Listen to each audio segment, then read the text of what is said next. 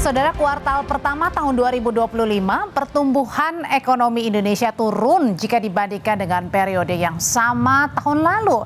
Laporan BPS, angka pertumbuhan ekonomi Indonesia kuartal pertama 2025 di angka 4,87%. Laju pertumbuhan ekonomi kuartal pertama 2025 di angka 4,87%, saudara. Ini angkanya lebih rendah dibandingkan dengan angka pertumbuhan ekonomi di periode yang sama di tahun sebelumnya. Kita lihat datanya, pertumbuhan ekonomi kuartal 1 di 2022 ini sebesar 5,02%. Kemudian bergeser satu tahun setelahnya di 2023 di 5,04%. 2024 5,11%, kemudian tahun ini turun menjadi 4,87%. Nah, dalam beberapa tahun terakhir ini jumlah kelas menengah di Indonesia juga ternyata terus mengalami penurunan.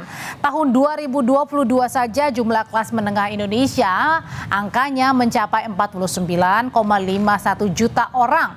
2023 turun jadi 48,27 juta, kemudian di 2024 berada di angka 47,85 juta orang. Nah, dengan situasi ekonomi yang melambat seperti sekarang ini, warga kelas menengah harus lebih bijak dan hemat dalam mengelola keuangannya.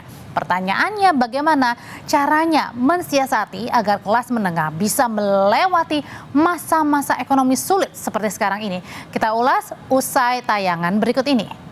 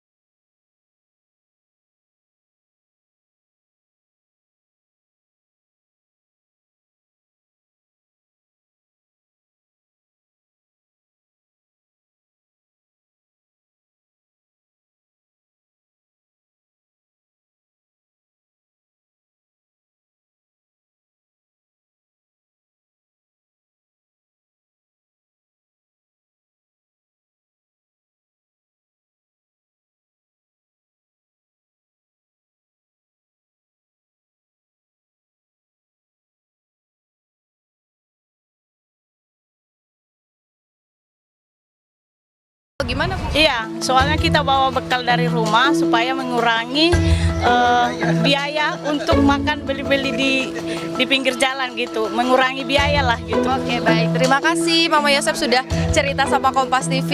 Nah, saudara, kita akan bertanya dengan beberapa pihak lagi, apa betul kisah yang kemudian diceritakan oleh Mama Yosep ini juga dialami oleh beberapa pengunjung yang datang ke kawasan wisata? Sama dengan Mama Yosef, Agus yang datang dari Tangerang memilih datang ke kawasan Ancol karena tergiur harga tiket yang terjangkau. Bawa bekal makanan dan cemilan dari rumah jadi andalan agar Agus dan rombongannya tak perlu banyak jajan. Ini kan kondisinya lagi kurang bagus ya ekonominya. Nah, itu berdampak nggak sih sama gaya liburannya Pak Agus dan keluarga? Ya, berdampak sih. Jadi kita bawa bekal dari rumah biar nggak beli, biar ngurangin budget kan. Paling ya kita cuma beli buat tiketnya aja.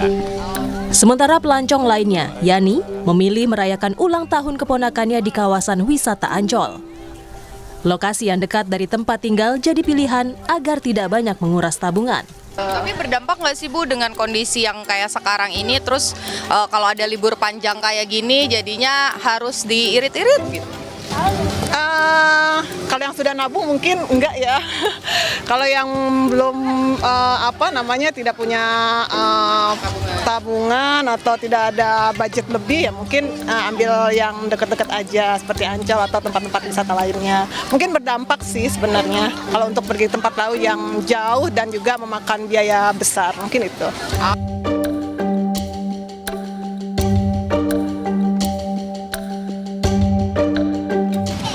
Terima kasih Pak.